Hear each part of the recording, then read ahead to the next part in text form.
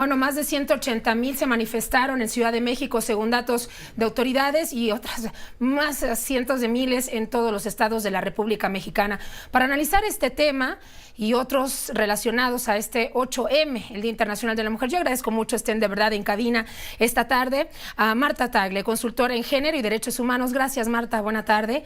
Y también a Constanza Carrasco, coordinadora de incidencia de Intersecta. Muy buenas tardes. Muchas gracias, Michelle. Preguntarles, lógicamente, por la marcha, manifestación el día de ayer, no solo la de la Ciudad de México, también las que vimos en algunos estados bastante fuertes, en Puebla, en Oaxaca, en Zacatecas. ¿Quién gusta iniciar?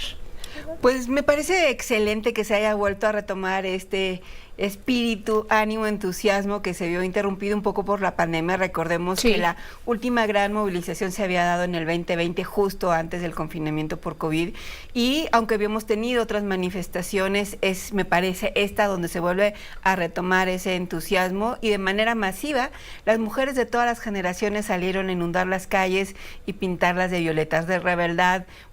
Es muy emotivo ver estas manifestaciones, sobre todo para quienes venimos desde más años, porque aquí Constanza está más joven, pero que éramos unas cuantas, ahora ver estas calles inundadas de color violeta es maravilloso. Pero es de estafeta, Constanza, el día de ayer muchas jóvenes salieron a marchar. Así es, y yo comparto el sentimiento de emoción de Marta, porque justamente eso indica que las mujeres estamos conscientes de la lucha de nuestras ancestras, pero además de que aunque ha habido avances en la garantía de los derechos de todas, hay todavía muchos retos pendientes, y justamente me parece que las movilizaciones y que todas estemos dispuestas a salir a exigir indica que todavía hay un camino por recorrer. Lo vimos ayer, ya mencionaba algunos estados, el estado de Zacatecas, el estado de Puebla, en Oaxaca, aquí en la Ciudad de México. Se estigmatizó mucho esta marcha. De hecho, el presidente pidió, entre las voces que escuchamos, que pues lo hicieran pacíficamente. Se adelantó que habían infiltrados, pero a las autoridades se les está olvidando que en las marchas también hay víctimas, hay familiares de víctimas y que están ahí peleando, y que son probablemente incluso aquellas que también podrían tornarse violentas en ese momento, entre la frustración y muchos sentimientos encontrados, cuando ven a la policía también ya con un arma en la mano en una manifestación como esta. Muy grave lo que vimos el día de ayer. No, pues mira, yo creo que no es la primera vez que el presidente hace este llamado a que seamos tranquilas, a que nos manifestemos de manera calmada, ¿no? Cuando en realidad, cuando hemos estado en las marchas, es una gran diversidad de expresiones del feminismo. El feminismo se expresa de manera colorida, viva, con performance, manifestaciones. Hay que ver las consignas de las pancartas, ¿no? Y también dentro de esa multiplicidad de expresiones del feminismo hay contingentes como el Bloque Negro y otros que tienen otro tipo de expresiones, que tienen también una razón y un objetivo. La razón es que se manifiestan contra esas violencias que siguen acabando con la vida de las mujeres. Estábamos viendo en los datos que presentaban ustedes este tema de los feminicidios, que aunque aparentemente han bajado los números, tenemos la certeza de que no es así, porque en realidad siguen asesinando a las mujeres, pero estos datos se ocultan desde mi punto de vista, y Intersecta es especialista en números, desde mi punto de vista, en todos estos homicidios sin calificar, que inventaron una nueva clasificación para ocultar esos datos, y también en los altos números de personas desaparecidas, donde hay muchas mujeres. Que se ha sumado definitivamente a este tema. Quiero que Constanza y Marta, auditorio, me acompañen. Me voy a enlazar hasta Zacatecas en esto que se llevaron a cabo varias manifestaciones por motivo del Día Internacional de la Mujer. Es importante retomar lo que los aspirantes a la presidencia de nuestro país también pues han prometido en torno a la mujer. Muchos de ellos han mencionado que se requiere una fiscalía especializada para atender los feminicidios y la violencia contra la mujer.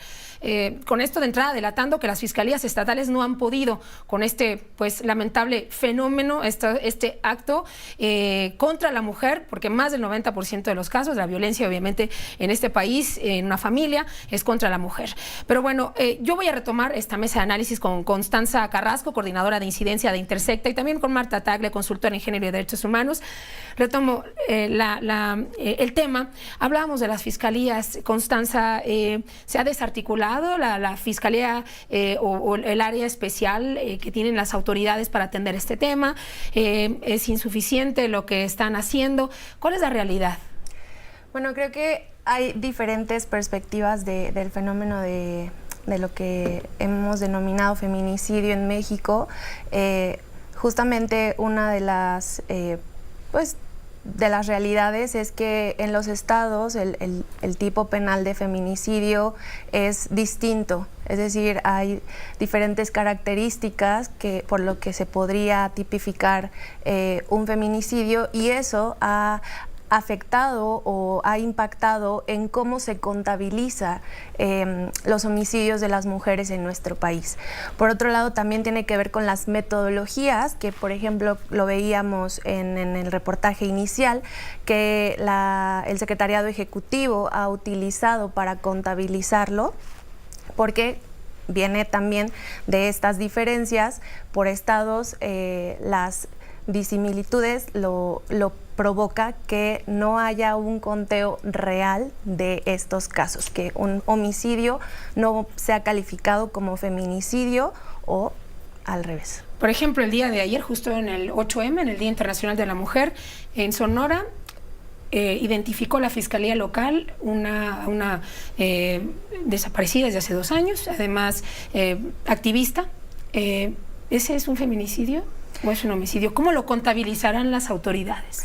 Algo muy importante a tener en cuenta es que, bueno, las colectivas feministas, las mujeres que se dedican a impulsar los cambios normativos y a impulsar investigaciones sobre los homicidios de mujeres, han estado de acuerdo en que para que un feminicidio sea catalogado como tal, y es importante que las autoridades lo investiguen desde un enfoque de género. ¿Qué implica esto?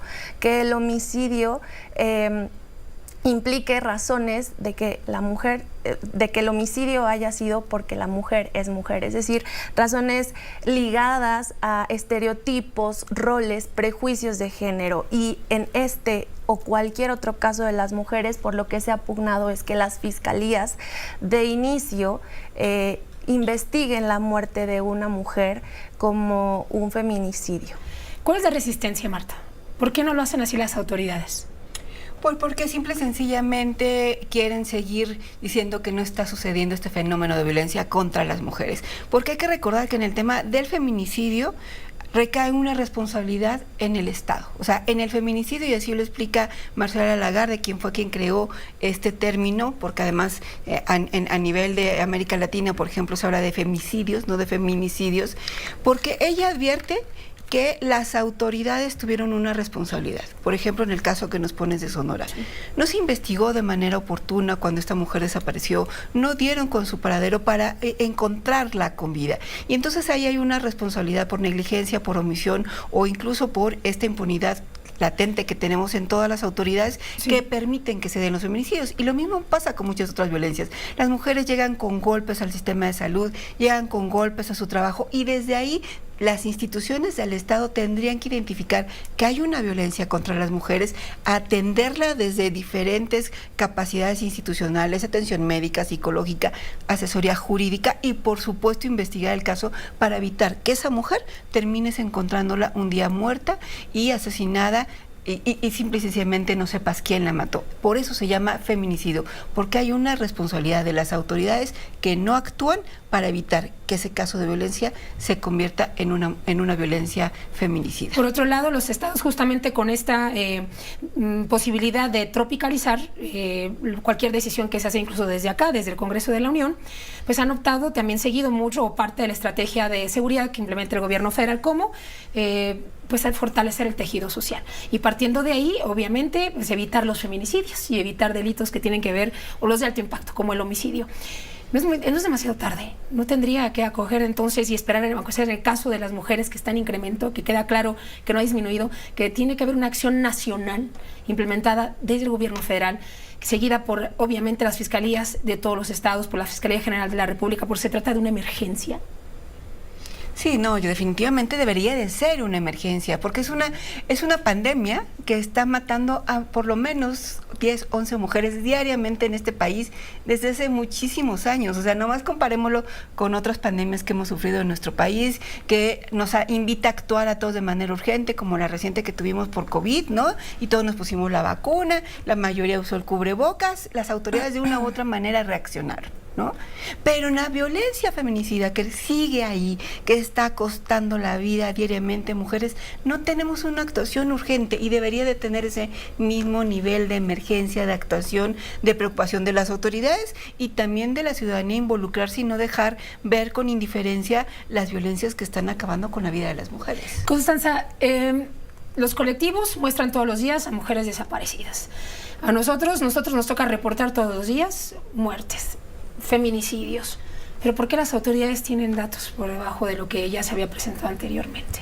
Bueno, recordar que la violencia feminicida es la expresión, digamos, más grave, más fuerte de la violencia machista en nuestro país, pero creo que debemos dar algunos pasos hacia atrás, recuperando la pregunta anterior también, sobre todas aquellas violencias que vivimos las mujeres a diario, física, psicológica, simbólica, que incluso no están siendo reportadas a las autoridades.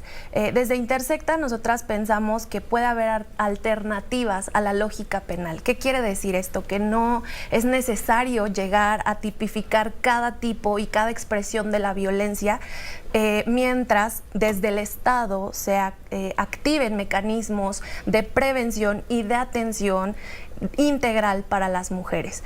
Pero justamente mientras eso no suceda y sigamos apostándole a tipificar delitos, a la lógica penal, también vamos a caer en este problema que mencionas de que los conteos pues están desfasados de la realidad, porque muchas mujeres no acuden al sistema penal, porque hay muchas violencias que se quedan por fuera de esta lógica, porque pues lo sabemos, nuestras fiscalías no están preparadas para enfrentar la pandemia que es la violencia contra las mujeres en nuestro país. Y el conteo entonces incluso se va a números que no coinciden con la magnitud del fenómeno. Pues estamos a punto de despedirnos. Les agradezco mucho, Marta y Constanza, pero quiero pedirles un favor breve, si ustedes me pueden apoyar. Ya Andrés Manuel no lo va a hacer. Vienen los aspirantes a la presidencia, se va una nueva etapa. ¿Qué faltan las propuestas de las aspirantes presidenciales? Marta. Pues la realidad, que se empapen de la realidad. En este país están matando a las mujeres. Y si las mujeres candidatas, porque tienen muchas probabilidades de llegar a ser alguna de ellas presidenta de la República, no asume este tema como prioritario en su agenda, simple y sencillamente no hay solución. Se pueden hacer muchas políticas, muchos programas. Tiene que darle una prioridad para evitar que sigan matando a las mujeres. Constanza. Además de eso, yo diría que a las propuestas que hemos visto de las candidatas, del candidato, les falta algo muy importante, que es el cómo. Hay propuestas de programas, de política pública, de creación de nuevas instituciones, pero falta el elemento de con qué presupuesto, de dónde va a salir, y esto está ligado a una lógica de justicia fiscal. Creemos que esto no va a ser posible, enfrentar la violencia contra las mujeres y otros fenómenos de discriminación y desigualdad en nuestro país no es posible sin hacer un reajuste de el pago de impuestos, de la asignación de presupuestos para los programas y políticas públicas. Entonces, claro que puede haber propuestas muy interesantes. Creo que algo que comparten las candidatas es, por ejemplo, la propuesta del Sistema Nacional de Cuidados. Por supuesto que hay que apoyar eso, pero la siguiente pregunta sería ¿cómo? ¿Con qué presupuesto? Y a través de qué mecanismos de justicia fiscal. Y sin olvidar también, sin duda, que hay otro tipo de violencia que va empujando a esta, desde la económica, ¿no? Que es la más reciente, toma más fuerza. Una mujer más independiente se va olvidando y va dejando atrás esa violencia y la hacen la de inclusión. cuando se siente empoderada. Yo creo que hace falta que tengan como premisa misiva justamente empoderar a la mujer también en ese sentido. Muchas gracias por esta visita, Constanza Carrasco, coordinadora de incidencia de Intersecta, gracias. Y Marta Tagle, consultora en género y derechos humanos. Gracias a ambas. Gracias. Gracias, gracias por estar aquí. Vamos a estar en contacto. Es tiempo